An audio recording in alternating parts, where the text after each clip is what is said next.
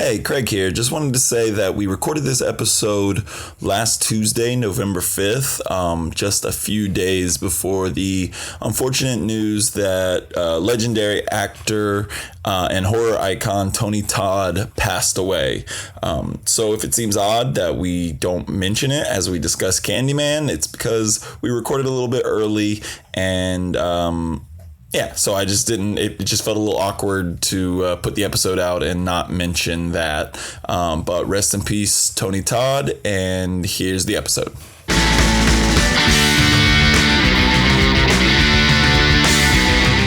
Welcome to the Red Rose Film Club, a movie podcast that examines the wide world of cinema through our perpetually lefty pinko-kami soy boy cuck Antifa super soldier filter. But more specifically, we love movies and want to create a podcast that would appeal to the disparate taste of our liberal, leftist, socialist, communist, Marxist, and Leninist friends. Red Rose Film Club is for leftists of all stripes who don't know what to talk about at parties other than movies and politics. My name is Craig. I work in public education and am passionate about social justice and workers' rights. And I'm with... Hey, I'm Hal. In 2024, I'm switching it up and taking it back to the basics. I'm a socialist trying to grapple with our world by reflecting on it through art, theory, and the will of the people. I'm also someone that's going to have to write a new intro sometime soon.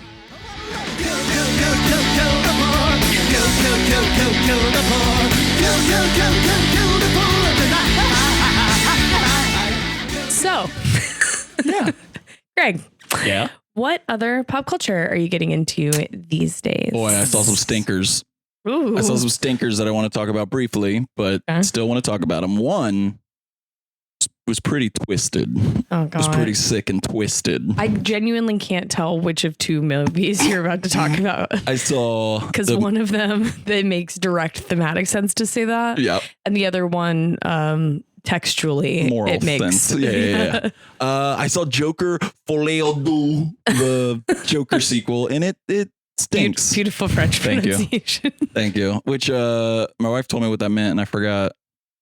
It means it's like two people in love. Like full is like the craziness of two people. The madness of two. Yes. Craziness of two. So usually it's like as an idiom used to refer to like love that reaches the peaks of almost delusion. Okay. So but it can also mean in a more direct and kind of clinical sense, like two people who share a delusion. Two twisted people. Indeed. This movie was sick even. This movie was boring. This movie was a stinker. Boring. Oh my God. It was I mean, I did not like the first one. Did you like the first one? No. Yeah, I thought I will say I did reflect a little more positively on it after seeing. I had never seen The King of Comedy. Ooh, I love that one. That's my favorite. I mean, I have Scorsese, since seen it, yes, but I had not seen it at the time I saw Joker, and I was like, well, this kind of sucks. And then I saw The King of Comedy, and I was like, the way he's riffing on that towards the end of the movie, interesting. Yeah. I do think is more interesting than people give it credit for. Like very specifically those scenes. Yeah. And the fact that it's Robert De Niro in that role. I think like that intertextual conversation has a little bit of intrigue. Well, remove that interesting bit from this one because it stinks. This is like, God, haven't you ever wanted to see the Joker go to court? And that's kind of the whole movie, and it's boring. And the musical part is uninspired throughout. And it's a movie that is like convinced it has something to say and it has nothing to say at all. And I found it dull. Yeah, I didn't feel any strong motivation to see it in the first place. And then when reviews started pouring out where it's like Gaga is like underutilized. For sure. And the musical aspects don't seem particularly like well situated or utilized either. I was like, I think I'm good, and they'll probably watch it on Max. They're shoehorned in the song selections because it's like a jukebox musicals, and the song selections stink, and a lot of them are like really on the nose. It's bad. So the other twisted movie I saw was I watched the Daily Wire's Matt Walsh's Am I Racist? And the answer is not subjecting me to this. You're welcome. The answer is yes, he is racist. He's also not funny at all. Can I ask you, why is he wearing a wig? That's a great question because he wears the wig and still introduces himself as Matt. And throughout the movie, there's like one scene where he goes to like a group of people like discussing DEI or something. He's like, I'm Steve. And they immediately are like, that's Matt Walsh.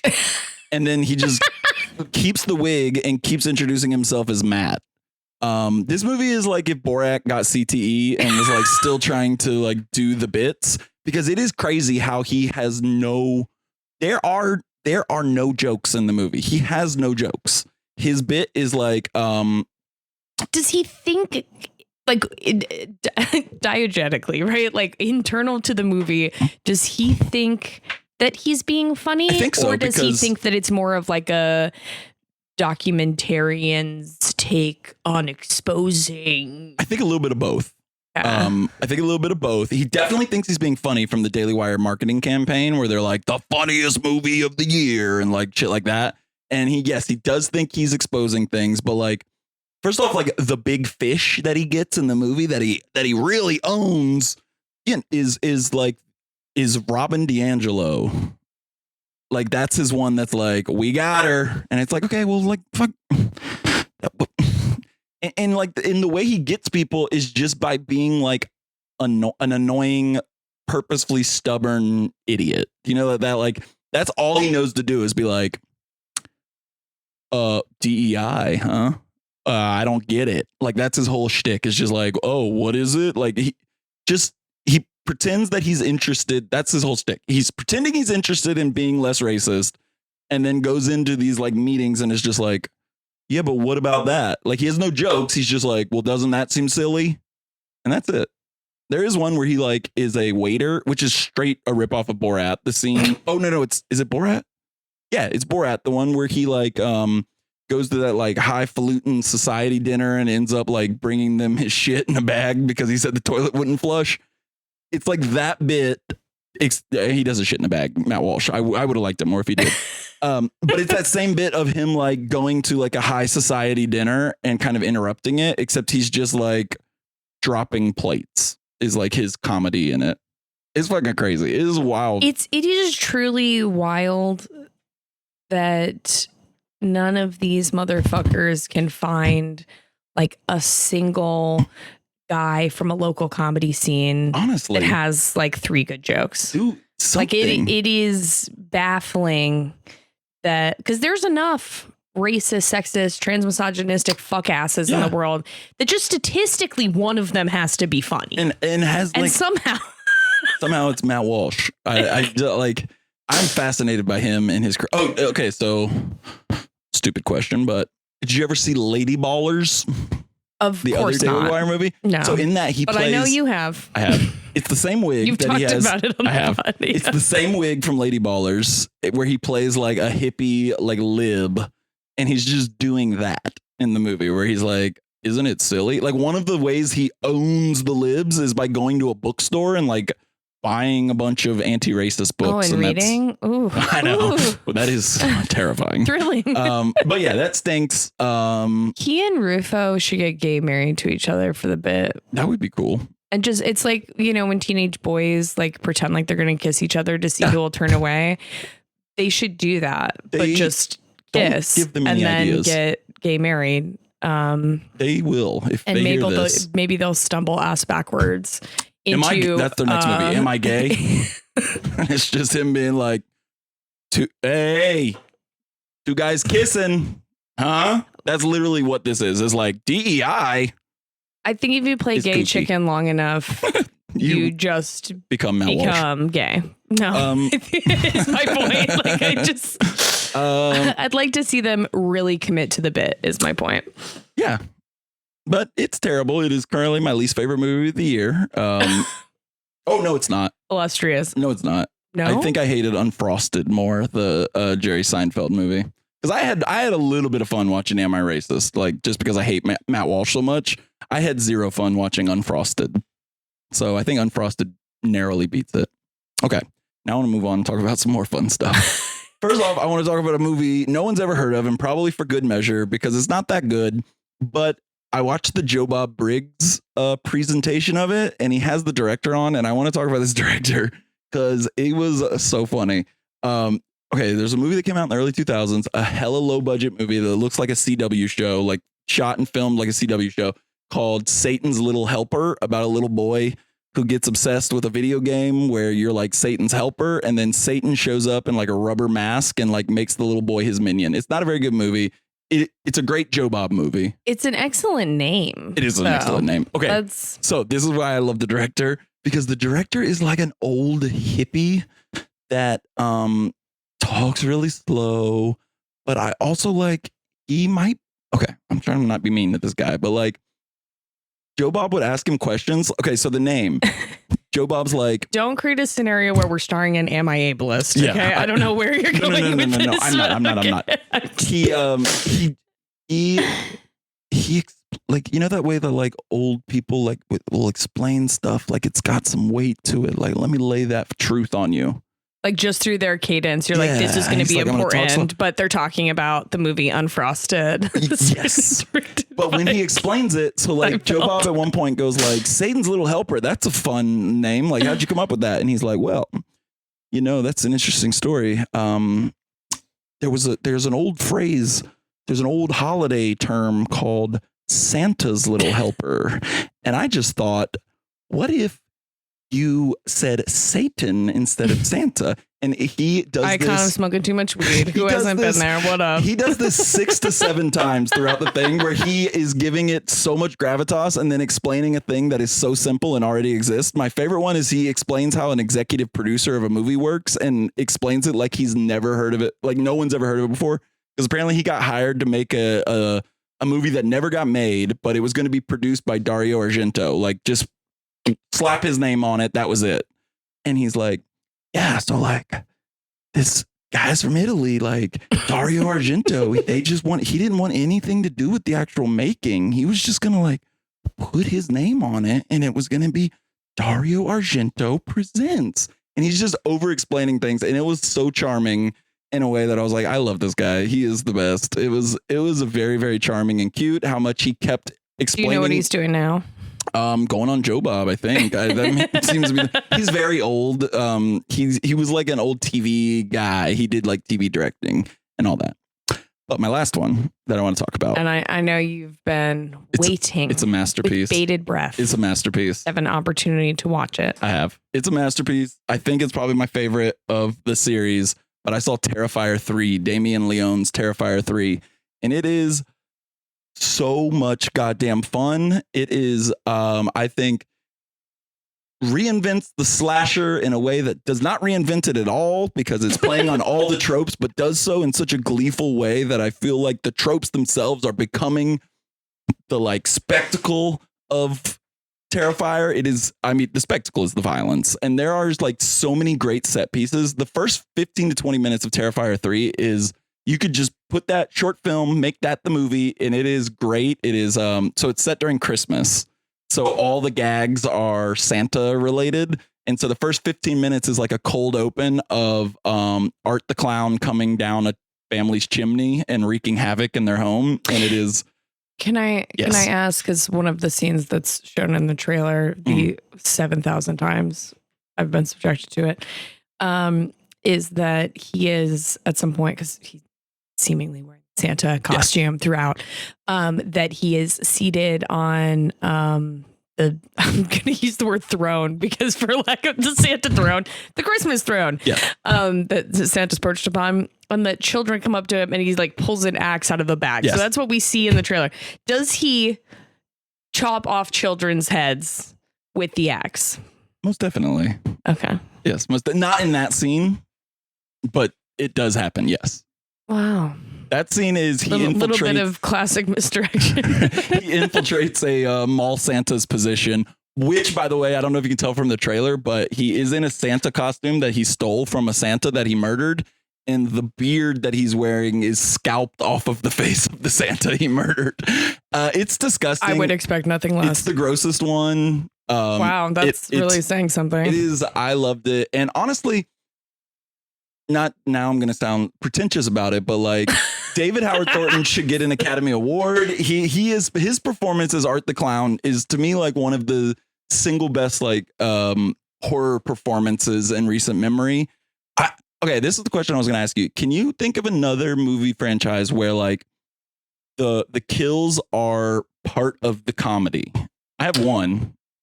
Final Destination was the one I was thinking of the whole time. But I would say like there are times in Nightmare on Elm Street. Definitely. Yes. Yeah. Evil Dead. Chantel's Raising. Yeah. I mean, Final Destination for sure. Like every time the bus hits somebody and that's not even. Or the fence that like. Yes. All of the other threads and connections. But every time the bus hits somebody, you're supposed to be like, right? Like, can't believe they did that. Like, I mean, David Howard Thornton as Art the Clown is so great because have you seen any of the Terrifiers? I've seen the first one. Okay. So he's definitely doing in that one, but it grows more and more that he is doing like full mime pantomiming as he's doing like horribly disgusting things.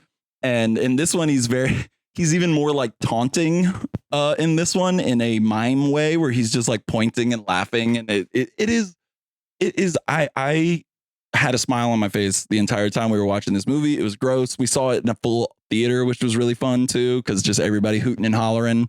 But I love the Terrifier franchise. This is great. I'm so excited. And I think this one, so they always have like these weird side characters. So the last one, the thing that I think worked the least well in the last one was there's a little girl character who's meant to be kind of like a figment or an extension of Art's psyche or whatever. And it didn't make a whole lot of sense.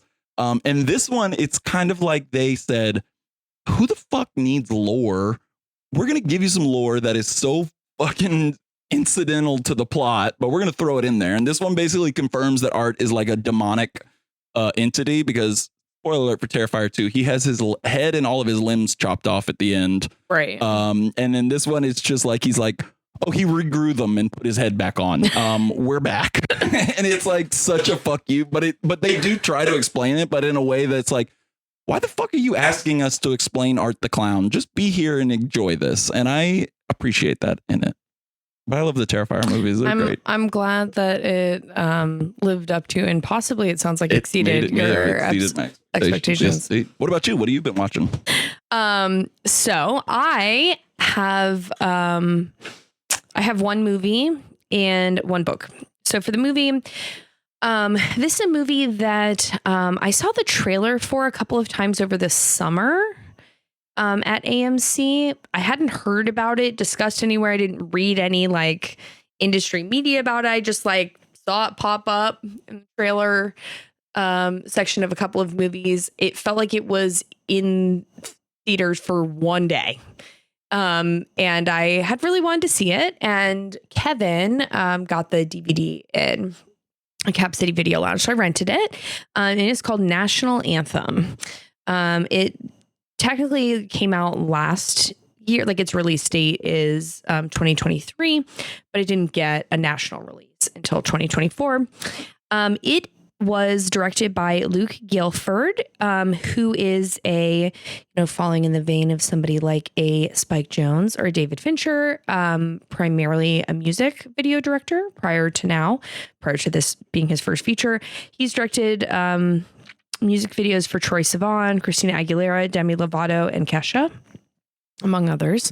And it is about a manual laborer, living in New Mexico with his single mother and younger brother, who begins to question his sexuality and falls in with a group of queer cowboys, rodeo riders, and like ranch inhabiting drag queens.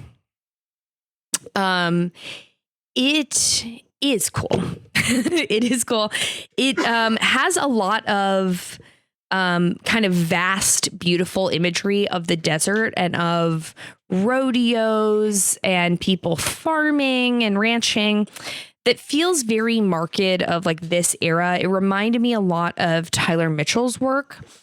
Tyler Mitchell is who shot Beyonce's Vogue cover and became the first Black American to shoot a Vogue cover. A couple of episodes ago, I talked about going to the High Museum in Atlanta at the beginning of October, and he has an exhibit there as well. Is he the one that did the like negative space of the Muhammad Ali thing? No. Okay. I did not talk about his work at all at that time. But he does a lot of like wide sweeping, beautiful shots that are situated in nature, but kind of have this real like saturated color and almost have this sense of like community through alienation. Like the spaces feel very alienated and isolated, but the people within them seem to be in community with each other. He also does a lot of work around like the Black American middle class and upper middle class. He does a lot of portraiture of families, but specifically his like pictures of youth reminded me a lot of what is on screen in this film visually. And that kind of, when I see that kind of harmony across multiple kinds of artists, it suggests to me that there's something about this time and place, this historical moment, that is drawing, right, these kind of patterns of aesthetics out of people.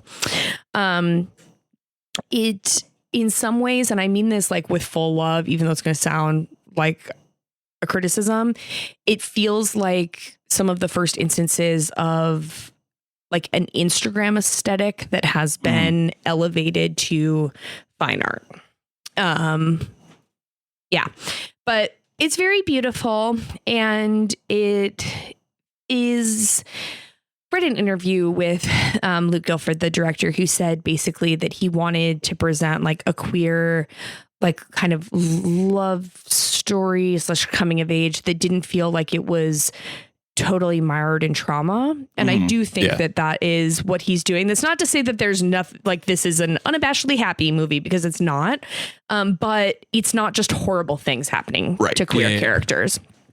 And a thing that's pretty interesting about it to me is that it's this very inviting fantasy that is kind of trying to keep the American dream intact, like is kind of trying to present a world in which like queer people can be on the frontier in America and be successful and make it their own and find self-possession in it. So there are definitely things to critique about that kind of framework. But the film is gorgeous, and it's a relatively light touch. Like it's not, there's like trans women looking beautiful on horses riding through the desert. It's not like you're not watching it like I'm being tortured, right? Or I'm really thinking deeply about what's going on here. I would say that it's worth seeing. Oh yeah. Yeah. And then the other thing I wanted to talk about is the book. So, starting a book club with my close dear friends, Roz and Jared. Friend of the show. Jared, friend of the show, former guest, in which we're reading Women in Love by D.H. Lawrence.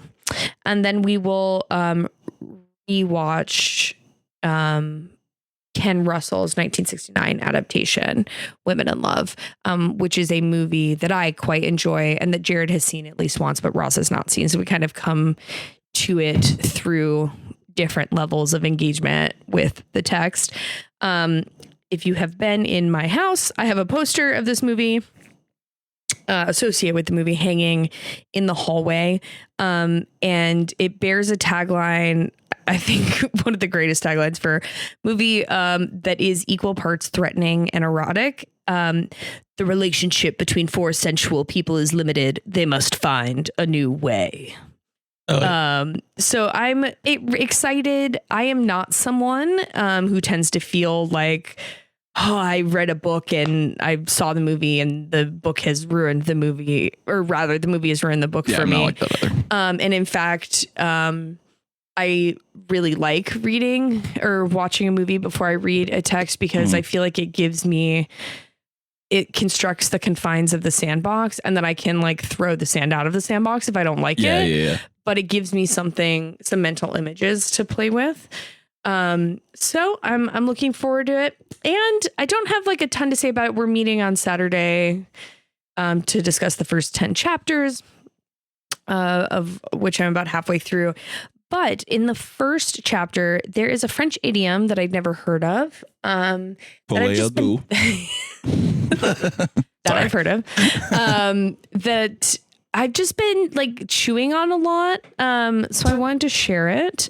And it's kind of an interesting little guy because it has contradictory meanings associated with it. So the idiom is reculer pour mieux sauter, which means like kind of literally to take a step back to jump further. So from that perspective, it can mean basically to make a strategic withdrawal. Like I will kind of conserve my energy to then be able to reassert myself. Or there are some presentations or tones where it can mean something totally contradictory or the exact opposite, meaning like to delay the inevitable. Like, and I mean, talked so many times on this podcast about how kind of recognize and love the contradictions that are embedded in the world around us. And this idiom, it just kind of stuck out for me. And I've been thinking about where language can mean the opposite simultaneously, contingent on how it's employed. Yeah. Oh yeah. And I need to see Women in Love because I've watched one Ken Russell movie that you turned me on to and I fucking loved it. And I should watch all the Ken Russell movies. Well, and you're talking about The Devils. The Devils, right? Yeah. I have Altered States and I've never watched it. Okay, you definitely have to watch Altered States for sure. And really, I mean, with him, I'm just like that. I'm just going to keep listing things. But what I will say about Women in Love is that Oliver Reed, who is, I mean, I could list 1,000 things that I love about The Devils, but Oliver Reed's performance is just unhinged. And he is one of the four? Two men. Yes. Yeah, okay. So it's like the whole thing is it's two sisters who are like kind of in an emerging middle class in England just before World War I. Okay. And they both teach. So they work, right? They are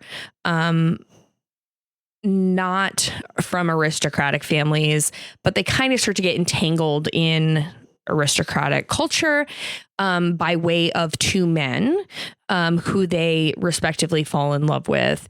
And the men are maybe in love with each other. Oh, okay. Cool. Maybe they're not. Yeah. You know, maybe there are other women who are interested in being with these men that are, you know, totally become enmeshed with couples. So it's very much there's a lot of like, it's D.H. Lawrence, philosophical pondering twisted in with explicit sexuality.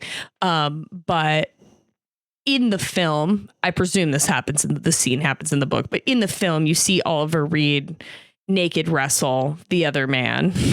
Cool. So for me, that sells it. Yeah, for me, that sells it, you know, by itself. But yes, that's what I've been getting into. Also, before we go into our current events, just wanted to say we are 2 days. We're recording this on Election Day on November 5th, 2024.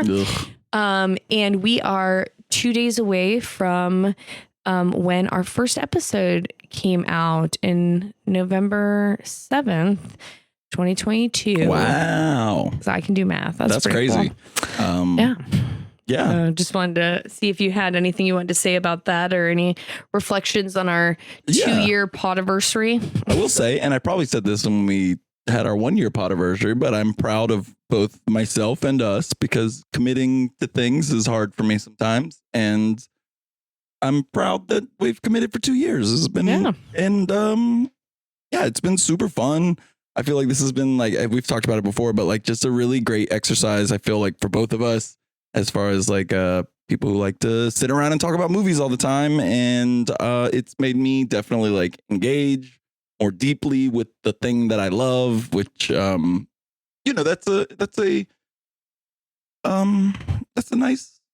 just a nice feeling to feel like, I've loved movies since I was like a little kid. And I guess there's a point, I don't know, sometimes there's a point where you're just like, I don't know, I didn't mean to get like weirdly heavy or weird, but there's sometimes a point where you're just like, I don't know, does this thing really fulfill me the way that like it used to or whatever? And I feel like that has been reignited in me in the last few years from doing this podcast. I feel reignited in my love for movies and talking about them and just having opinions. And yeah. So it was a little bit of a messy statement, but it's been very nice. And I thank you for agreeing and doing it as well. What about you? Yeah, I agree. I think for me, it's Pod has created a lovely structure for engaging and learning, and sometimes watching things that I wouldn't have otherwise, or engaging them actively. I mean, I think something that I am definitely a person who's pretty guilty of not just doom scrolling, but just like scrolling, like just doing the clicking between Twitter and then clicking back and forth, as all of us do. And maybe it's fear mongering, but I personally do believe that has had a detrimental effect on my overall level of intelligence and certainly ability to focus on things. And I think providing an outlet for like focused, intentional engagement and reflection is something that I have appreciated. Yeah. Agree. Yeah. I feel like same for me. Like it's made me want to be more like, I just relate to doom scrolling and I definitely feel like it's giving me more focus and more time to slow down a little bit and actually think about the things that I like rather than like simply be present while movies are happening and so sit with an idea. Or many ideas. Also, I learned a lot about Mussolini this and I learned a lot about Matt Walsh this summer, unfortunately, and his one wig Mussolini, if you will. Can I say that one of the funniest things that I saw in Matt Walsh responding to criticisms of Am I Racist is there was a clip of him being like, it's a good wig. Because people were like, the wig sucks. And he's like expressly on his show being like, it's not a bad wig. It is a bad wig. But I also think it's funny. I don't think anyone should disabuse him of that notion. Let him maintain that notion that it's a good wig. He's wearing it everywhere. So use it up, buddy. Well, what about current events? What's going on in the world that's got you celebrating or living in despair? Yes. So today is election day, November 5th, not November 4th, like I wrote in the script for some reason, despite writing this today. By the time you hear this, anything we say will be outdated. So instead, what I'd like to focus on is, from my perspective, what's a reoccurring theme of this election season, which is the viability of and lack of adherence to citizen referendums and the resulting implications for democracy and democratic engagement. So obviously, I had to do it to him. I'm talking about Amendment 4 again here in Florida. I don't want to beat a dead horse that is hopefully not dead at the time you're hearing this. But that was me knocking on wood. Yes. But the battle to enshrine abortion access in our state constitution here in Florida has been stymied at every step by the state's repressive tactics. After the supportive Supreme Court approved the initiative to be on the ballot, DeSantis started sending cops to people's homes to check if they professed to signing the petition. Then there was a protracted fight over the financial impact statement that is listed next to the measure on the ballot, which was ultimately used to spew ideological garbage. Plus all the stuff I reviewed in that short snippet episode from last week, his administration threatening freedom of speech of television stations, using state agency lawyers, etc. DeSantis has exploited legal loopholes, empowered the administrative state, which they claim to hate, by the way, and shown continual lack of respect for checks and balances that are, at least on their face, intended to ensure the system against tyrannical dominance. None of this is done under the guise of them representing even a quote unquote silent majority, which, for all of its myriad failures, at least gestures at democracy, right? The majority and its import. The beliefs and the will of the plurality of people simply do not fucking matter on any level to them and their actions or their stated justifications. Democracy isn't even in the conversation. This also had me thinking about Stop Cop City in Atlanta. Last year, organizers collected 116,000 petitions to incite a ballot referendum on the Cop City project. The city of Atlanta tied up the measure through litigation. A federal judge extended the timeline for submission of the petitions, which the city challenged, and the city argues that citizen ballot initiatives can't overturn ordinances. This is a situation where we see a combination of, one, anti-democratic institutional capture, where bourgeois interests, developers, and the police who protect their exclusionary ownership of land, environmental resources, and profit squeezed from their expropriation are most salient and centered, but also where, two, the institution itself develops its own emergent interests, invested in its own sustained existence with its own constituencies. Either way, the institution sees itself as independent from the hoi polloi. Its polity is not the capital P people. Its quote unquote imagined community contains only itself and the people who control the means of production. Democracy is simply a roadblock to infinite self-perpetuation. Don't get me wrong. Quote unquote direct legislation, citizens referendums, etc. Are imperfect. They're not a perfect encapsulation of an idealized democratic process. They are meshed with lobbying and special interest group dynamics. But they are one of the few ways that people are supposed to be able to express their will in our theoretical democracy. The fact that elites repeatedly find ways to circumnavigate those expressions is an indictment not just of those in power, but of how capitalist, classically liberal republics cannot preserve the principle of democracy in only some partitioned off piece of their system.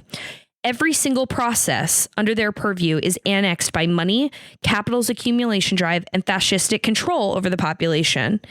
It's the best we have, and the best we have is not good enough, because this one pathway cannot be exempt from the same internal contradictions as the rest of the system.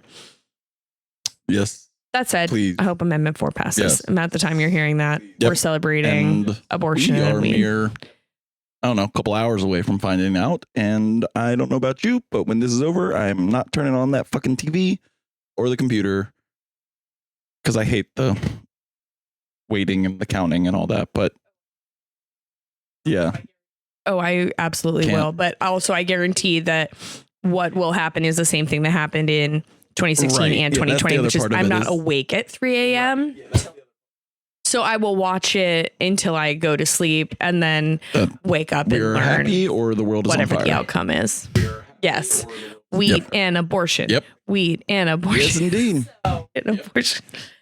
So all of that said, Craig. Oh boy, I'm excited because we are going to talk about Candyman, the 2021 version directed by Nia DaCosta. This is not the first time we visited Cabrini Greens here on the podcast, as last Halloween, we discussed Bernard Rose's seminal horror classic, Candyman, starring Tony Todd and Virginia Madsen. We discussed the discriminatory practices, like redlining and housing discrimination. On the previous episode, we talked a lot about Ronald Reagan and his economic policies that led to our housing crisis. The original Candyman takes place in the early 1990s when the rotten fruits of Reaganomics were coming to bear in the form of housing projects like Cabrini Green, where poor black folks were cordoned off. In Nia DaCosta's Candyman, made nearly 30 years later, Cabrini Greens is no more. Raised and in its place is a burgeoning boho arts district. Another natural conclusion of Reagan's housing policy, i.e., making home ownership impossible for average to low income Americans while subsidizing property ownership for the already wealthy. It's gentrification. What happens when the rich property owners, aka developers, businessmen, landlords, slumlords, etc., have no more good property to buy? You buy the shitty property and make it nice again, which really means ejecting and disposing of anyone and anything that doesn't serve the profit motive. Depressing as it is, violence against black bodies is American as apple pie and Guy Fieri. And too often, black people are asked to be the ones to make sense of our country's white supremacy. The Robin DiAngelo-ing of white Americans makes white people believe that the best white person is the one who is ready to listen. That's all well and good, but this also implies that it's black folks' job to teach white people. Not only does white society continue to profit off of black pain created by neoliberal structures, they also all too frequently demand that black people themselves should be the one to make sense of the structural dynamics that led us here. Nia DaCosta's Candyman continues to explore Bernard Rose's allegory of the cycle of black pain, but her Candyman has an edge to it. It is more cutting and acerbic. It's uncomfortable and asks the audience to consider how making black folks both the victim of structural racism and the sages who can fix it perpetuates the same violence against black people and black bodies. So before we start, our first reactions, I know this was your first time viewing, correct? It was. What'd you think? I was quite mad at myself for not seeing this in theaters. I loved this. Yes. I thought it was really great. Made me pretty upset that her next film is like a Marvel movie. Is it really? Yes. What is it? I don't even remember. It's not the Eternals. No, because the Eternals is that one was great. Chloe Zhao. I never saw it. The Marvels, yeah. So just wasted talent there, but honestly, yeah. I was really blown away by it. I thought there were a lot of very smart decisions in terms of integrating the movie with the previous version, you know, with the original film. I think setting it, I'll talk more about this later, but just as a little bit of foreshadowing, I think setting it in the context of the art world is genius. Yeah, really good. Both in terms of the possibilities it opens up visually, and also in terms of being able to engage in conversations around gentrification that draw on that previous work while also being innovative in presenting something new. And I mean, this is no surprise. I love him, and great. he's so good. Yeah, like blisteringly His good. descent into like madness in this is a lot of fun and creepy and weird. Yeah, hell yeah. And his disgusting rotting bee sting that gets progressively nastier throughout the movie is really gross. And I appreciate that as well. But yeah, there's like so much to dive into and chew on in this movie. Just the opening credits alone are like very evocative. First off, I do want to say that Monkey Paw, the Monkey Paw Studios logo, one of the best in the game as far as I'm concerned. The like Jordan Peele's production company stirring the tea with the like disembodied hand. Love that. But then we also see the opening credits is Chicago like inverted and upside down. You like that? I imagine. Yes. Again, incredibly haunting. And I think one of the parallels I see between the original Candyman and this film is that I think the original is a really great example of social horror that is actually scary. Yeah. You know, that doesn't sacrifice. It can have both. It can have its cake and eat it too. It can bring the message to the table and also actually spook you. And I think that this movie also accomplishes 100%. that. There's two especially like big horror set pieces that are like scary as shit.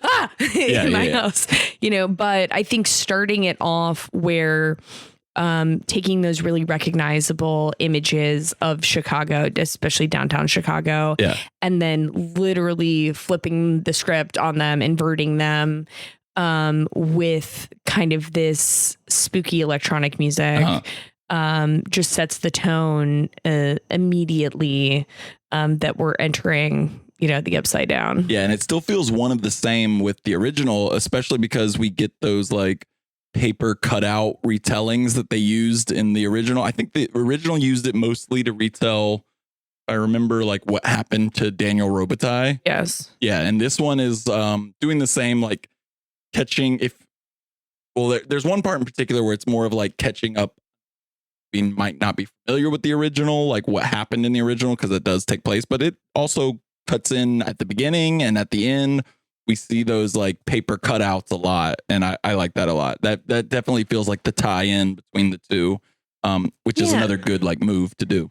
But there's also just like something really genius on the level of Yes, it creates the foil or a connective thread from the first to the second film, but also because it situates it in the art world, it's drawing on like Kara Walker's work. Like it resituates these cutouts. Are you familiar with her at all? So, I was exposed first to Kara Walker in high school, probably around like 2006, 2007 via an Art 21 episode that's about her. Though when I looked it up, it seems like it came out in 2002 or 2003. But she has had some level of prominence in the fine art world since the 90s, since the early 90s. But she does like black and white. She does a lot of things, but her dominant medium is cutting out silhouettes from black and white paper in a way that kind of resembles antebellum era portraiture and draws on archetypes and explicit stories and tales and myths from antebellum America to invert them and present a reinscription. So taking things that, might have been stereotypes or were perpetuating ideological violence against Black Americans in the South, and then kind of perverting them, reclaiming them, twisting them to present a countervailing story. Okay, wait, is she the one that's doing it in this? No, okay. But I'm just saying that the fact that it is in the art world, it seems to be an obvious reference. Right. Yeah. Even though it connects to the previous film and is not whole cloth of her work, I think that it has to be intentional, that it's reminiscent of her work in light of that fact. And I think in particular, because her work is very interested in kind of playing at the boundaries of, in the same way that the figure of Candyman, which we'll dig into more undoubtedly, where the figure of Candyman is a response to violence faced by Black men, but also we see is a way of intra-community wise sorting through the violence of Black men directed at Black women. Yeah.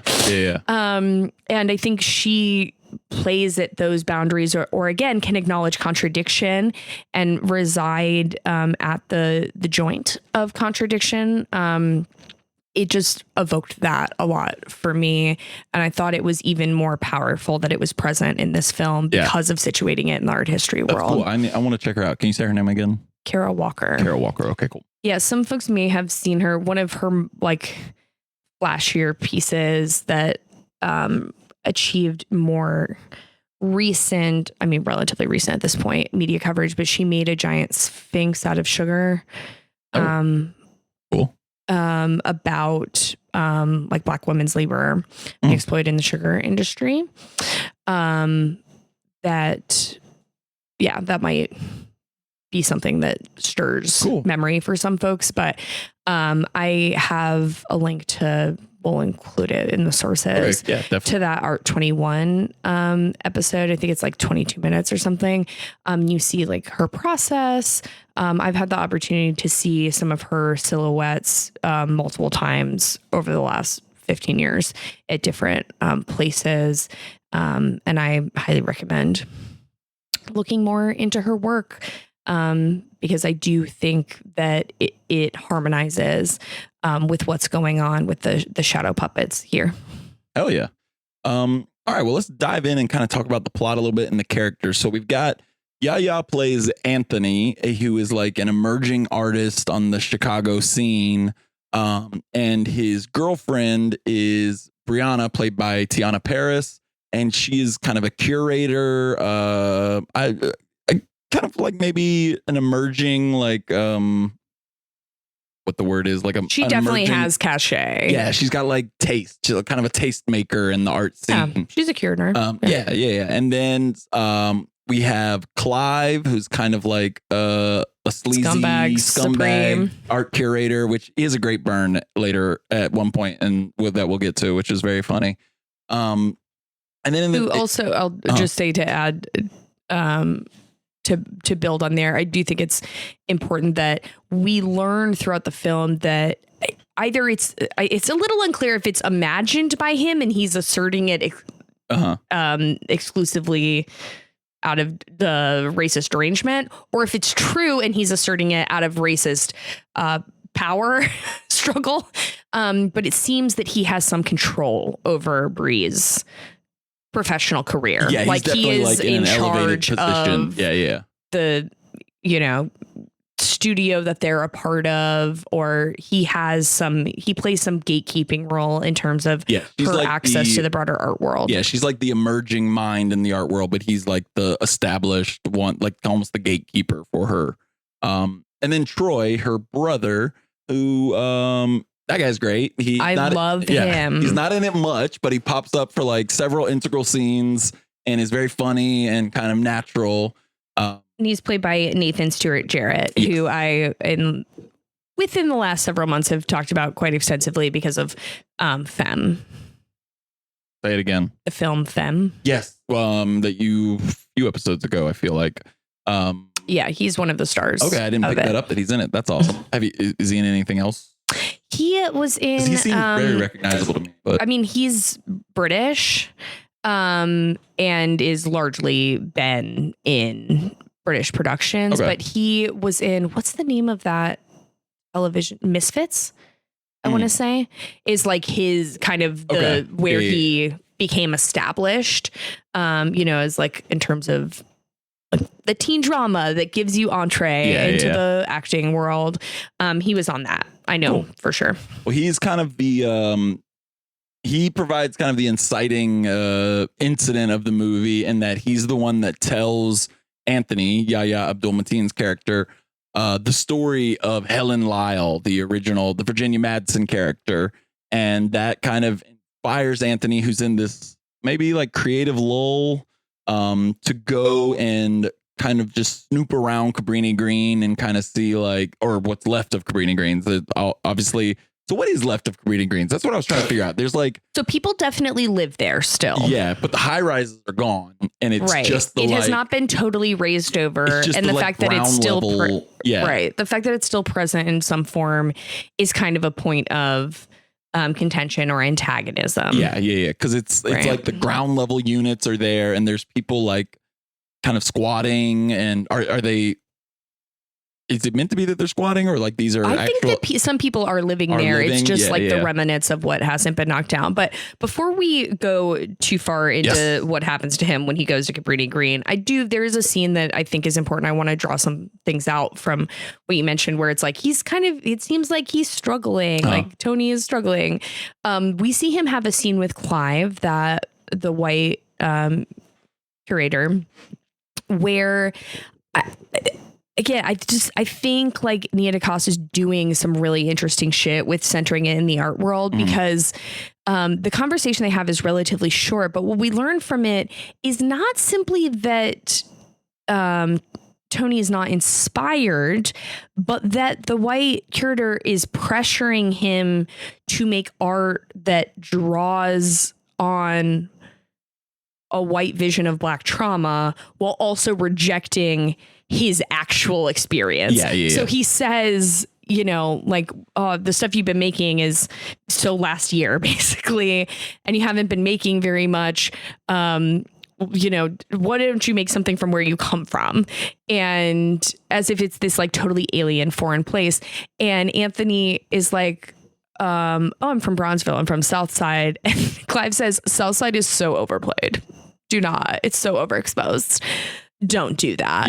Right. And so we get into the ways immediately that the art world is consumptive, right? It's trying to absorb and expropriate his experiences, his life, his active creation, but is not actually interested in him as a person at all, which is what we see mirrored in kind of the creation of Candyman as an archetype. So I just wanted to pull that out, because Clive's inability to treat him as an actual human becomes pretty essential to later on. And we do see that I've early on, Anthony is like kind of excited about his new piece that both Clive and then later a critic are like, oh, this sucks, or they're very dismissive of.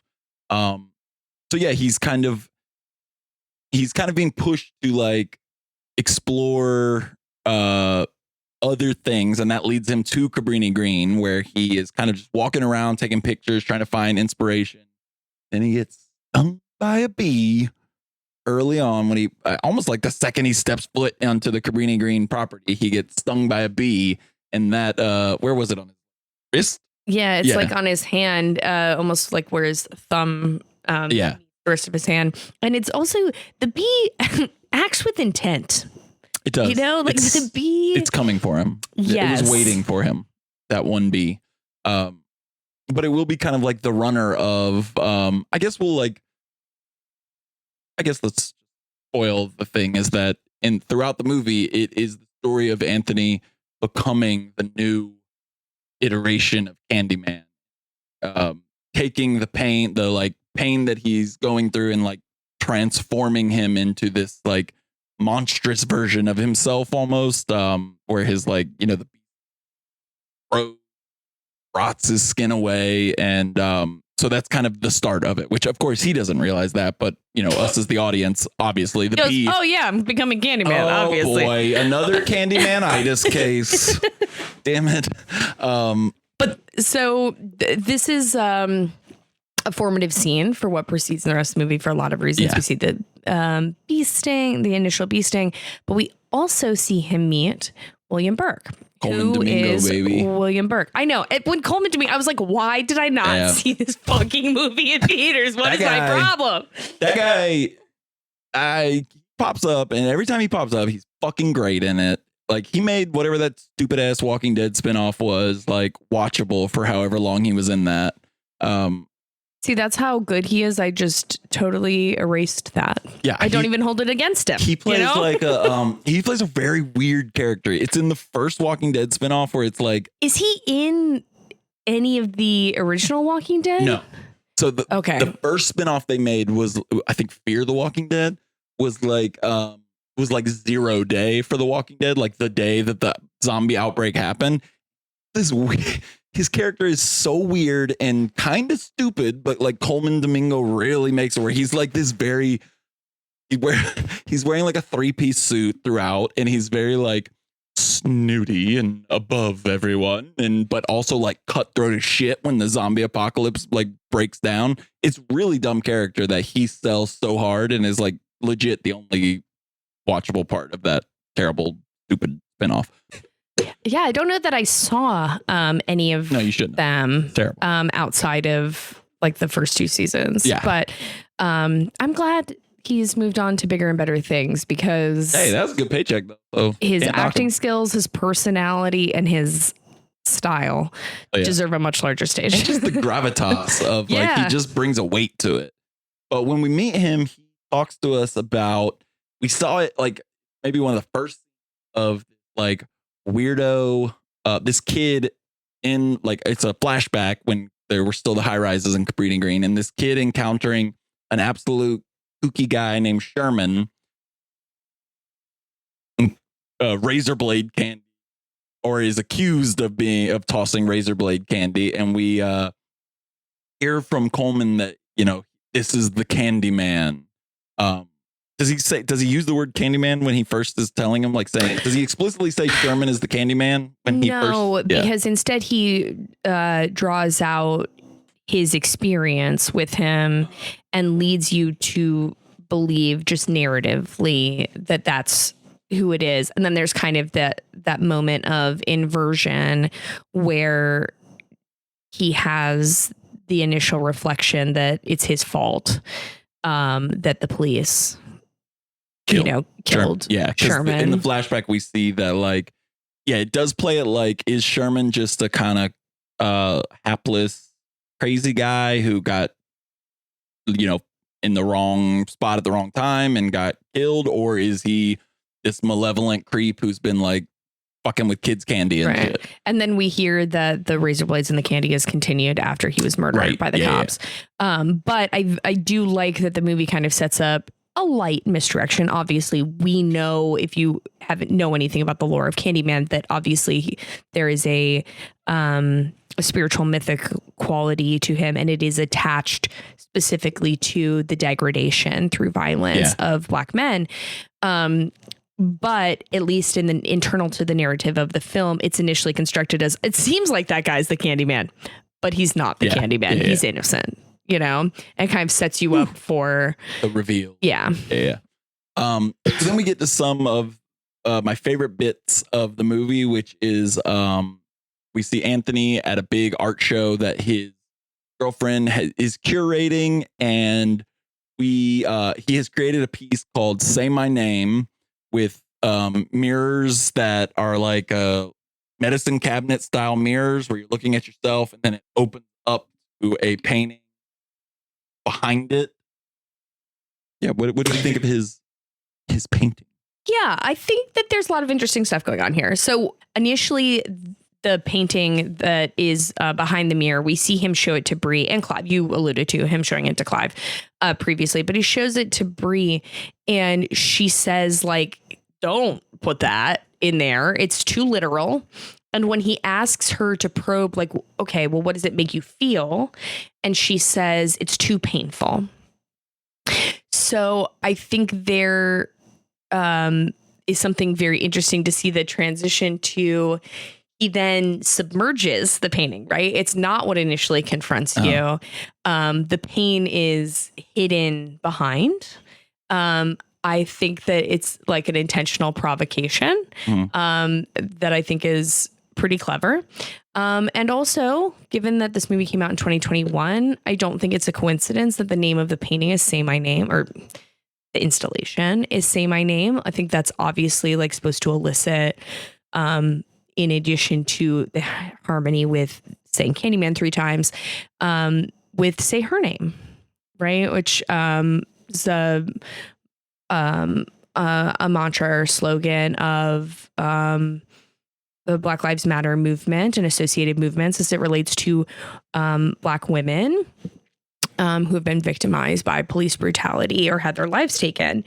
And so I think there's a lot of layered references happening here.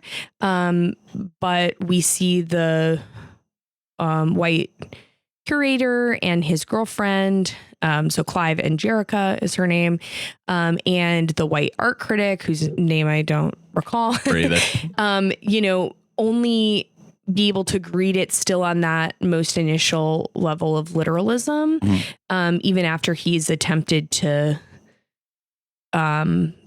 sublimate it, right? Force it to take on other layers of symbolism. All they can do is basically assume the worst of his intellectual capacity is like how I would understand what's going on there. Like they assume that he is not smart enough to be able to engage in these ideas in complex ways. Yeah, there's an element of like he's not expressing blackness correctly or the way that they perceive it, which as a hip hop fan reminds me of a lot of reactions to hip hop, especially like in the 80s and 90s, like a reaction to the gangster rap genre and things like that about not expressing pain or brutality in the right way or in an aesthetic way that pleases white society.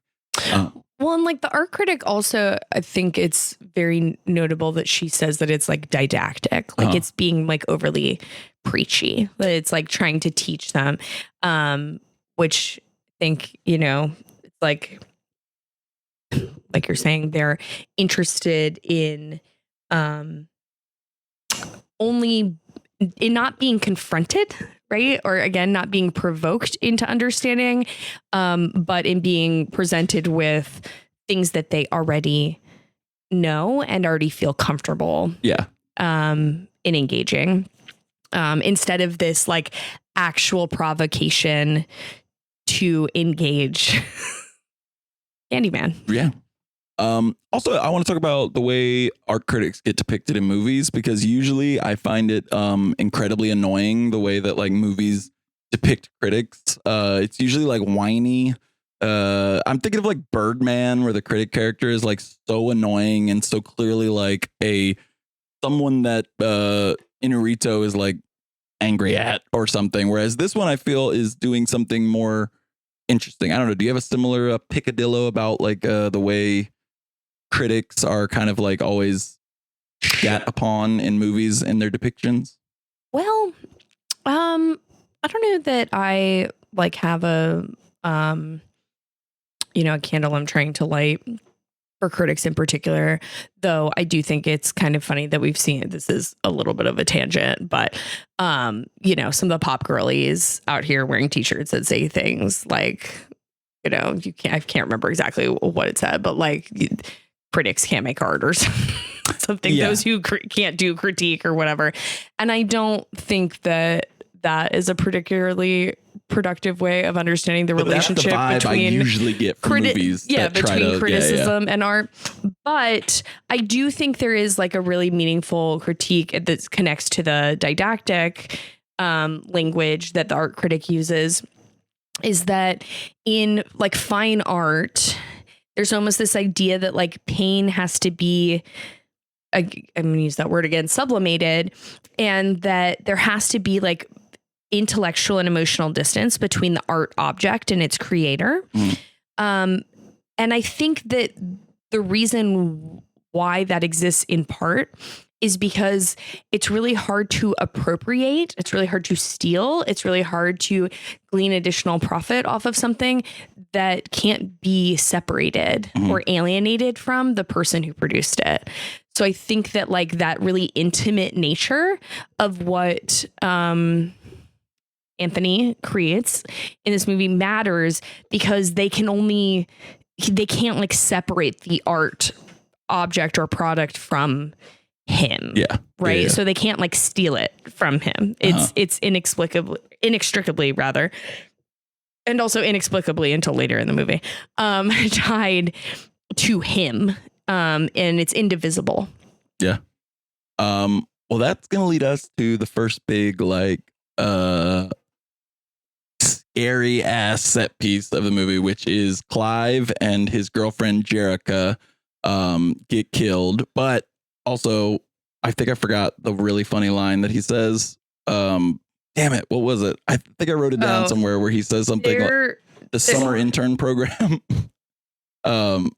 He gets mad at Clive and says something about his summer intern program is just a way for him to like have sex with like college girls or something like that. It was a very funny, like it was much more well, it's like Anthony at the showing gets a little drunk in response to people being shitty to him, and then like picks a fight with Clive. Justifiably so. Yeah, and makes that comment. He then Clive says, I don't think that was very spontaneous. Like a fight has to be spontaneous. And Anthony says, you're right, bitch. Hell yeah. And then everybody leaves, and we see that Clive and Jerica are still in this the gallery setting. And you're right. This is immediately where just like the corset, the laces get pulled on you. Right? It's like you take a deep breath because like everything's about to accelerate. Yeah. And it's done really, really well. We're like, that's the other part is I think this movie like already knows like, okay, we're not going to, the appearance of Candyman, like killing people, not going to be like, we've got to really get creative with it. And this one we see basically they kind of dare each other or to say Candyman's name, and he does appear, but with it being like the art gallery where they're first off his piece has mirrors in it and a lot of like windows.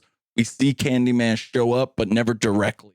Always just we see him in the mirror exhibit, and then the really cool one is when they're like there's like a room that's just a glass window, like a see-through window, and you just see the very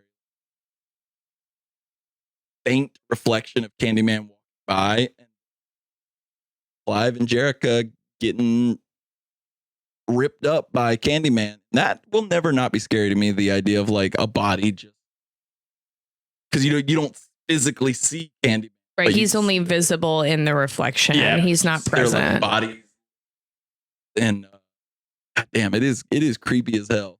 It's creepy, and I think there's two things about the scene that I want to pull up further. One relates to the fact that it's sexually charged, and one that relates to the use of light. So as it relates to being sexually charged, I don't think it's a coincidence, and it's not also just some like 80s slasher bullshit that like Clive and Jerica are like starting to engage in a sexual interaction while talking about Bree, the sister. He's threatening her job. He is like connecting this like power trip that he's on as it relates to his authority over her to this moment of sexual engagement with Jerica right before violence breaks out. And have you ever heard of some of my discussion of like the consumption power of racism and how it's linked to libidinal forces comes from a book called The Delectable Negro. Ever heard of this? I'm not. It is about, in part, like literal cannibalism on the part of white people in the antebellum South, but it connects absorption, dominance, consumption of Black people, Black culture, across like American history, basically. And I feel like this kind of dynamic is very much present where here in this one scene where Clive is like, I can exercise power over Bree in her life. I'm shitting on her brother and controlling his possible avenues. I'm like, and all of that is wrapped up in these libidinal forces where he's channeling it into wanting to fuck his like 20-year-old girlfriend. Yeah. You know, like these things are, again, like indivisible from each other. They all flow into each other very intensely. And then the second thing is light. There's an amazing shot in the scene where Candyman's hook rips open an installation, like projection video art screen, and light, his shadow casts across everyone. And light and shadows are a reoccurring visual theme and that's true in the first movie too, right? Of course. But I just think it's a really powerful visual motif, and that director Nia DaCosta engages it in very creative ways. And again, situating in the art world presents the opportunity to do so. Like she's doing really cool shit with that wouldn't really be possible if it wasn't in a gallery that has video art set up in it, you know? Art probably came up. Are you listening to Clipping, rap group? 3 guys. David Diggs, vocalist. For sure. No. Do I listen to Clips? Yes. Do I listen to Clipping? No. I think you would like Clipping. I know the David Diggs of it might turn folks off because he's very associated with Hamilton, very like libbed up production. Libbed up. But Clipping is awesome. They had an album several years ago. There are a lot of what they do is horror related, and the album that they did is basically just a straight up tribute to horror stuff. And they have a song called "Say My Name," which is just a Candyman song. They also have another, get it because I know this one called it. The album I'm talking about is called "Visions of Bodies Being Burned," and they have another song called 96 Nev Campbell, which is about Scream. Yeah. But check out Clipping. I think you would dig them. Okay. It's because David Diggs, like, I do like David Diggs a lot, and I think his like rap style is best of the Hamilton crew, the most like natural. And Clipping I'll say this. I am certainly open to hearing it. It is hard not to just imagine the cadence of Lin-Manuel Miranda. It is. It's not that. Yeah, that's like, it's almost like the other 2 guys are very grungy. It's got kind of this like almost industrial feel to the beats. And it's David Diggs. Yes, he does rap fast, which is like a feature of the Hamilton songs. But I like Twista, you know. Hey. But it's also like it's got a just a ferocity to it, and like that you would not expect if you only knew him from Hamilton. But yeah, check out Clip with a period. lowercase clipping period. It's good stuff. Anywho, so I will commit to giving it a chance. Please, I would love to hear your thoughts on it. So after this, Anthony start to kind of dig deeper into Helen Lyle and events of the first movie. Him going to the library to listen to Helen's thesis and her notes. Gets stuck in that mirror elevator, which is very fucking creepy. Just in a mania in the thing, and his hand is disgusting. Like, that is a really tense. It's very tense. I also think like something that, because of what the film does with the progression of Anthony becoming Candyman, is we get to see more of Candyman's subjectivity, or how like subjectivity is destroyed in service of archetypal development. And something that's so interesting about that scene is that he is both, as we can see very clearly, becoming Candyman, but also is terrorized by it. And it creates a claustrophobic feeling instead of exclusively one that is like an external threat. Yeah. Right. Like there's an element of being tortured by the knowledge that, or the lack of, it hasn't been settled yet as knowledge, but the pending knowledge that something is going on. But he definitely is aware that he is like changing. That there's something. He's like, something's going on. His hand is rotting off at this point. So right. Also, that scene, another note that this movie does well is infusing like really funny moments when throughout. Like, this is, especially in the first half, a very funny movie at times. But that scene in the elevator where he's like having a complete freak out and then is punctuated by the door opening and just a bunch of random students, graduate students hanging. What's going on? There's a lot of humor in the front half of this movie, and I think that it helps as the audience us manage the stakes of the movie. Like, she's able to keep us like on a string and kind of be able to, instead of something just be a pure acceleration of terror, it's like she can draw it back, which then punctuates the moments of fear. Even like the scenes with like Coleman Domingo, which are a lot more like lighter and kind of almost like his retelling of his incident with Sherman is not necessarily like funny per se, but like his it definitely starts off in a lighter tone, and then later we see kind of where he comes from. We also start to see like Anthony and Bree and their relationship. Bree is affected because we learned that her father was also an artist who had completed suicide in front of her by jumping out of a window, and that there are these like layers of her own experience with that, plus her dreams of it and like what she thinks, and kind of stacking on top of each other. What do you think about that? Like where her father fits into all this? Ooh, that was a really haunting moment. Yeah. I think made doubly so because it's in the context of, we see their relationship, Bree and Anthony's relationship, starting to fail or be muddled by these like unknowable forces that are coming to bear on Anthony. And for her, it shows in a flash of like a nightmare that is interspersed with like Candyman imagery. And it just really is gripping and shocking, I think.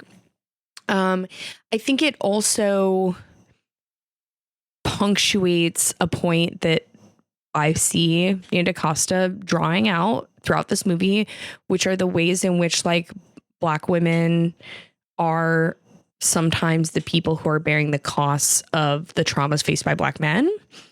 And I think that is a harrowing nuance, but one that adds depth to the story. Yeah. And it helps provide, it's also very smart in terms of characterization, because it helps provide the basis for understanding why Bree will turn away when the Candyman progression takes hold with Anthony. You know, it's not that she's not ride or die, it's that she's seen this before. Right. And she's not she's not down for that ride.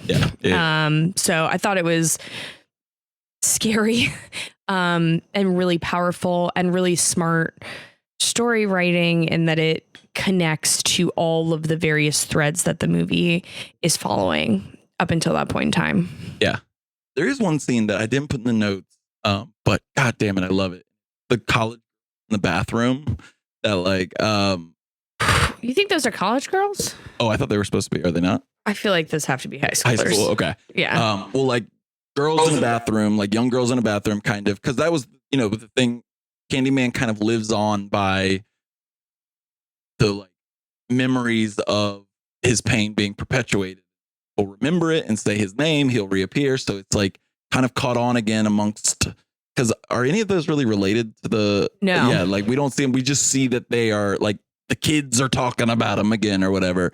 But the way it's shot is so fucking good that like they say his name in the mirror and they're all. So like, it's like a series of white girls. Yeah. Are mocking one again, assumedly high schooler, young black woman who is in a bathroom. They are saying that basically she got too drunk at a party the night before and was making a fool of herself. And she is like locked herself in the bathroom while they are in the stall while they are standing in front of the mirror. And, and they decide that their lives are not spicy enough and that they should tempt fate. They say it right in this moment. And they say it. And Candyman goes ham on those motherfuckers. Yeah. And the first one you see is like the girls, like, that Candyman is showing up but they don't show it. They show it from the girl in the stall's perspective, like looking under, and you see rise up off the floor and then just the splatter of blood on the ground. Oh, goddamn. That, like the shaking of the stalls. Yeah. It is. I do think it is effective to have like one scene of someone that's outside of this more insular world that we've kind of been absorbed into to show, or just to like lock in that the archetypal mythical quality of Candyman, that he is not, it's not simply about the like narrow individual people that encounter him, right? Like it connects far beyond him. And then Anthony goes to that art critic again and shit goes sideways. Dude, this scene is nuts. I think the end of it really accomplishes like something that's pretty rare in horror, which is like, it doesn't scare me in like a jump scare way, but really unsettled me. So fucking unsettled. Just the way it's shot. So fucking creepy. It's very smart. I like that the violence in this movie, again, really smart directorial choices, doesn't all look the same. It's not all shot in the same way. It's like, we saw this very like guarded, or going back to what's his name, Sherman. At the beginning of the movie, we basically don't see the violence at all. We hear it, but we don't see anything depicted on screen. Then you have the scene that you're just talking about with the teenage girls, where we see violence, but it's in these very guarded ways from a really limited, locked in perspective. Right. And then like the end of this scene is we see violence happening zoomed in a wide pan out from the outside of an apartment building. Yeah. Nuts. Like one of the coolest things. I can't think of anything that compares the way it plays out. But yeah, we see like Anthony is just desperate for someone to, I don't know, like take him seriously or to understand what's going on. And he goes to her as what is his appeal when he's first there? I can't remember. So I think it's actually kind of the inverse. I think what's suggested in the scene is that she reached out to him. Okay. Yeah, because after the murders of Clive and Jerica, his art, him being Anthony's art, gains some degree of prominence and people are talking about it. So there's an implication that she has flipped her perspective on it now that he has cultural cachet. Yeah. And so she's trying to not ride his coattails in the sense that she had no fame or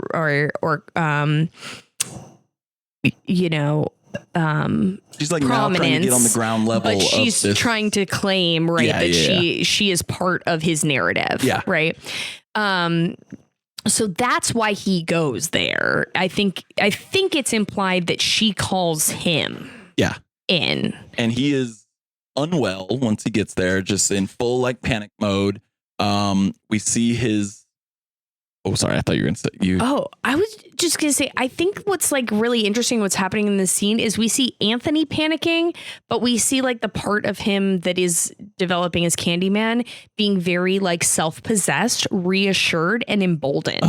So he's like challenging her. Why don't you say his name? Yeah. You know? And like trying to use her suddenly being interested in his art as a stepping stone to expanding his field of power. Yeah. And she does say his name. And we do see his reflection where he is like fully got the like the coat and the hook very briefly. And he kind of like freaks out and storms out. And then we see that she did in fact say Candyman's name, and Candyman is visited upon her in the same way we see the others killed, where we don't see Candyman himself.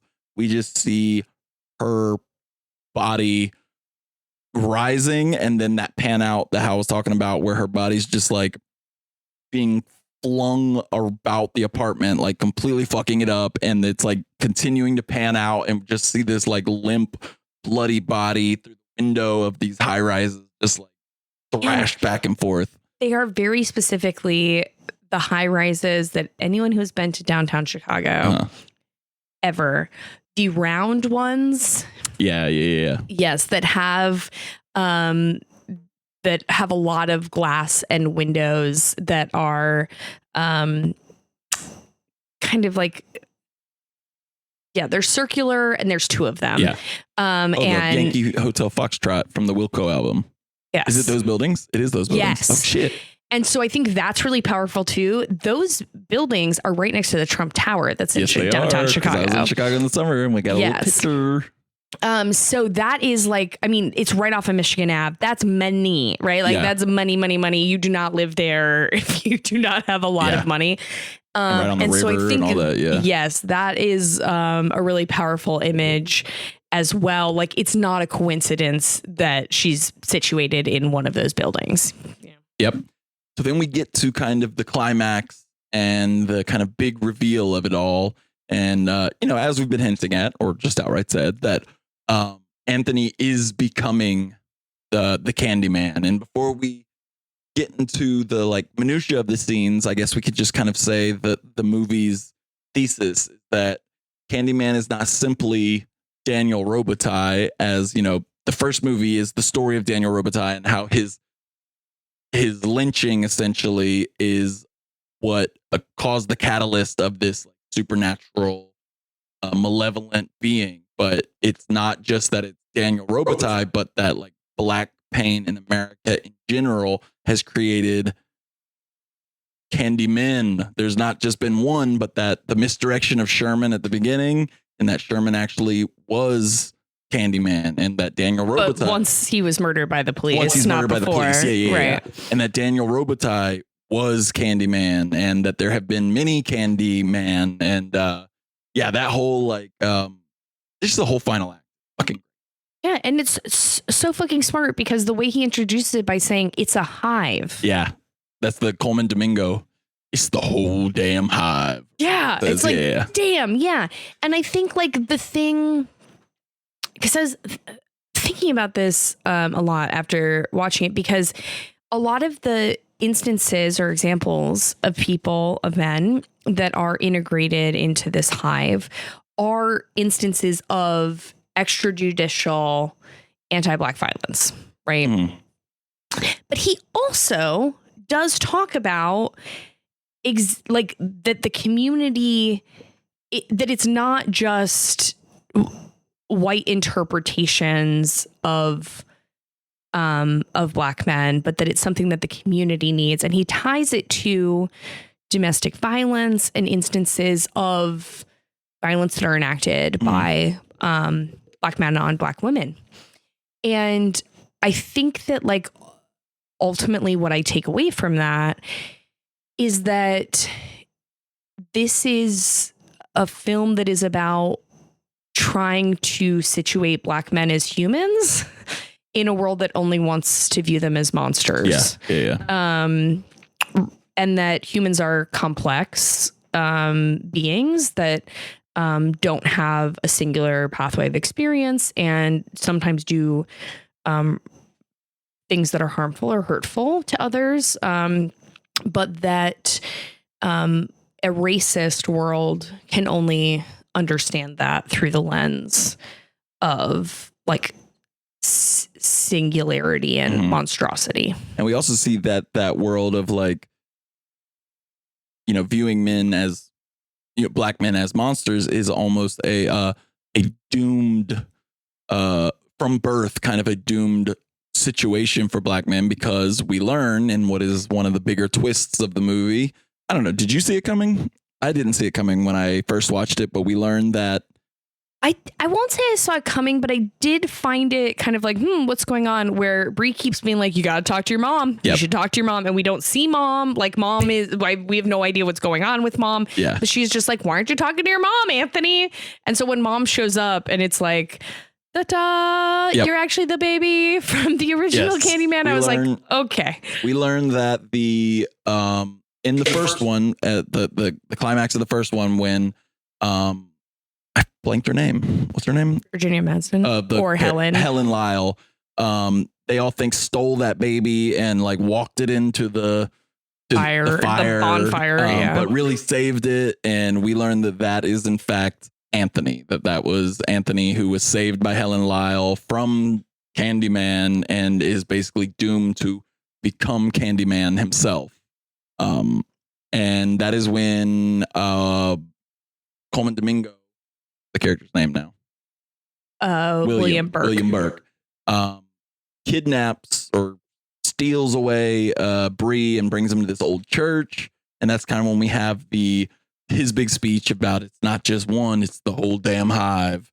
And how do you like how the ending unfolds? The final bit, the revelation that Candyman is not just a single malevolent entity, but the embodiment of that black pain and suffering, the cycle that will continue. Yeah, I think it punches home what they're really trying to communicate. I also think that the movie is strengthened by the recommitting to explicitly horror in the final scenes. That it just does not back away, and it's part of why I think it's a really powerful example of social horror, quote unquote, social horror, is that like it does not back down from the horror, and in fact in those final moments offers you no reprieve and goes all in on the horror themes. The grossest part that I loved is that like the cutting off the hand and he's shoving a hook into it. Like, I was like, God damn, Coleman Domingo. The community needs Candyman, and basically Coleman Domingo is like, you will become the Candyman, and cuts his hand off, then shoves the hook into the bloody stump. Ugh. Yeah. And then we see that Bree escapes and kills William, and on the way the police show up. She stabs the fuck out of William, by the way. It's nuts. Yeah. And the police show up and they shoot and presumably kill Anthony in the name of protecting Bree from him. And then we get a great sequence where the cop gets locked, or they're locked in the car together. Bree the police claim that they shot Anthony and killed him because they're trying to protect her. And then the police arrest Bree and put her handcuffed in the back of one of their SUVs. And then looking in the rearview mirror, we see that now Candyman is not a figure of hers. His name is evoked as a like matter of as a totem. Yeah, as a totem, and a like. She's not afraid to do it. Like she's inviting him, and she says Candyman in the mirror, and we see Candyman show up. This is a great moment. I mean, like, fuck, if fan service can get it right, like this is it, where we see Candyman show up with all the goddamn bees on his face. Well, at first we see that it's Yaya, right? At first, and then the bees swarm all over his face, and then the bees fly away to reveal Tony Todd Fucking underneath. Tony Todd. And he says, "Tell everyone." I was hooting and hollering. Yeah, it's awesome. Like, goddamn. And you know what? I was really bummed because I did hear that Tony Todd appears in this one before I saw it the first time. And I really wish I didn't know that, because the way that he appears is so good and so, like, I mean, it's literally 2 seconds, but it's perfect as, like, to bring it in full circle. Just the idea that he's not Candyman. Candyman is not him. Candyman is a, like, very American idea of, like, racism manifested. It's a great finale. Sticks the landing. Oh yeah. The second it was over, I was like, why didn't I see this in theaters? And the answer is because I don't like to see movies in theaters that I'm afraid will have jump scares. It's one of the, like, lasting ramifications of me having PTSD from horrible things happening to me in my first marriage, is that I'm pretty hyper vigilant, and things that are jump scares can stick with me for longer, and I prefer to see them not on a ginormous screen. Yeah. This did not. There weren't any jump scares, really, were there? This was not what was happening in this movie. I absolutely wish I had seen this on a large screen. It deserves it. And I really hope DaCosta makes some more movies Cool shit. that are not The Marvels. MCU. Well, yeah. Darn. That does suck when, like, they have a tendency to do that, of snatching up, like, cool, fun young directors and just rendering them boring. So hopefully, well, I feel like the Marvel model is kind of gonna be destroyed in a few years anyway. So I feel like maybe there's a chance where it's like, oh, she had to make some money and now she can, like, reinvest in her work. Yeah. You know. But do you want to share the next movie that we're going to watch? Oh my God, boy, do I. Hal is being such a sport here, because I really want to watch the Reagan biopic that came out starring Dennis Quaid, which just looks, it looks like my kind of movie. Yeah, I'll say this. I don't want to watch this movie, but I do think that in light of, like, the films we have watched recently, that it's a good time to do so. Yeah. And in light of the election, the 2020 election, the 2016 election, and the rest of forever, evidently, that reflecting a little on, like, the construction of celebrity and American politics is a relevant subject I'd like to take up. So I hesitate to say this fully, but I maybe even look forward to it. Hell yeah, I definitely do. But yeah, that was Candyman. We loved it. Yeah. Hell yeah. Hell yeah, fully. And we'll get you for the next one when we watch Reagan. I was trying to do the voice again, but it was well. You know what? I'll say the one thing Reagan has right, or had right. He's dead now. Dying. Yes, and Jelly Bellies. Oh, that's right. He fucking loved his Jelly Bellies. Hell yeah. All right, well, maybe that's in the movie. And we will get you on that Reagan episode. Bye-bye. Yeah. Go,